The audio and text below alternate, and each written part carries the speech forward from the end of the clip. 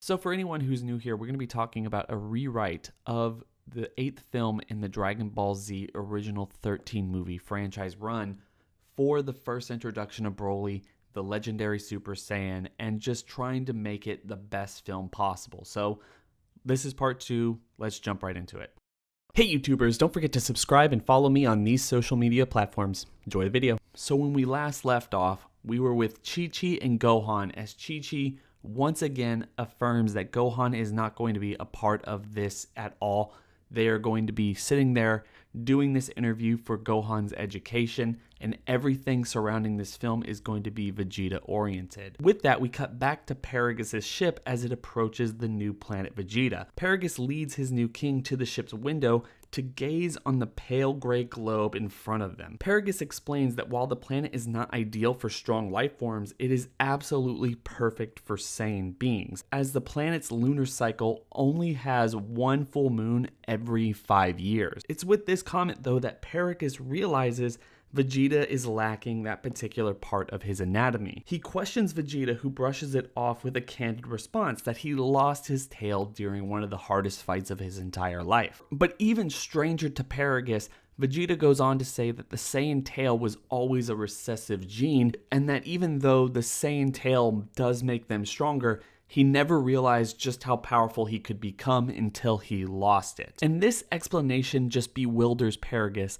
as he gives his king a quizzical glaze. To Paragus, the pinnacle of Saiyan might has always come through the Azaru transformation upon the sight of a full moon. To him, it seems emasculating to not only rid oneself of their most dominating trait, but it's even more insulting to suggest that relying on such an immense power is in fact a crutch on the Saiyan race. But in the end, Paragus shrugs off his concerns over Vegeta's comments as the ship prepares to land. Once the group is out of the ship, they survey the land surrounding this pale and seemingly lifeless planet. At a glance, after miles of wasted countryside, a sprawling city with man-made structures can be seen, and in the middle of this city is a large castle-like structure that looks newer than anything else surrounding it. However, despite the distance between the group and this city, no noise can be heard coming from any direction. And instead, all that can be heard is the whistling of the wind as it zips through the countryside. From there, Paragus ushers the group forward as they all make their way to the city's castle-like structure. In this interim, Paragus yet again mentions to Vegeta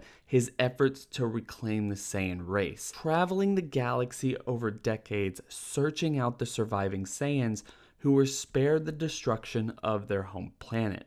Unfortunately, several of the surviving Saiyans that he was able to locate are rather psychologically damaged. You see, like Goku, several of the lower power warriors were sent to planets with frequent lunar cycles so they would easily conquer the planet themselves in their infancy. These Saiyans were later picked up and brought back to planet Vegeta. However, when planet Vegeta was destroyed, this never happened. So these Saiyans were forced to live on these desolated planets all alone for the vast majority of their lives until Paragus found them. As you can rightfully imagine, those who ended up surviving did not adjust well at all. When the group makes it to the castle, Paragus ushers in Vegeta to view his throne room. He informs Vegeta that in the morning they will celebrate the arrival of the rightful king of planet Vegeta and the rebirth of the Saiyan race. As Paragus utters these words, a group of soldiers bow before their new king, as Vegeta looks onto the bounty of his new kingdom with stoic optimism. But it's Bulma who finally steps up and slaps Vegeta out of his daydream, as she proclaims her discomfort and unease with the situation. Vegeta grinds his teeth and tells her to take her child and leave him alone. And this interaction just shocks Paragus, as he once again appears baffled by the events unveiling before him. Paragus, it's instantly clear what is going through his mind. Who is this woman? Who is this child, and why does she have the confidence to speak to the king in this way? After a beat, Bulma gives up and leaves with the rest of the group as Vegeta follows Paragus into the castle. From there, we cut to Bulma along with Krillin, Tenshinhan, Yamcha, Chaozu, and Roshi exploring the inner city surrounding the castle. They ask where Piccolo is, and Tenshinhan tells them that he left after they arrived, speculating that Piccolo would rather be alone and doesn't really care to witness Vegeta's ego becoming even more inflated. And this makes Krillin agree with a laugh as Bulma huffs an angry breath. As the group walks through the city, we see just how sparse it is. Several pale human-like aliens hurry inside their buildings as our main characters walk by. The ones who do stand outside stand rigidly upright, their backs against a nearby wall with their eyes fixated on the newcomers. Krillin is the first to point out that the people on this planet are acting strangely as the group pushes ever forward into the massive city. From there we cut back to Vegeta as Paragus guides him into the throne room. Inside, the two are greeted by a group of 5 Saiyan warriors, each approximately Vegeta and Goku's age.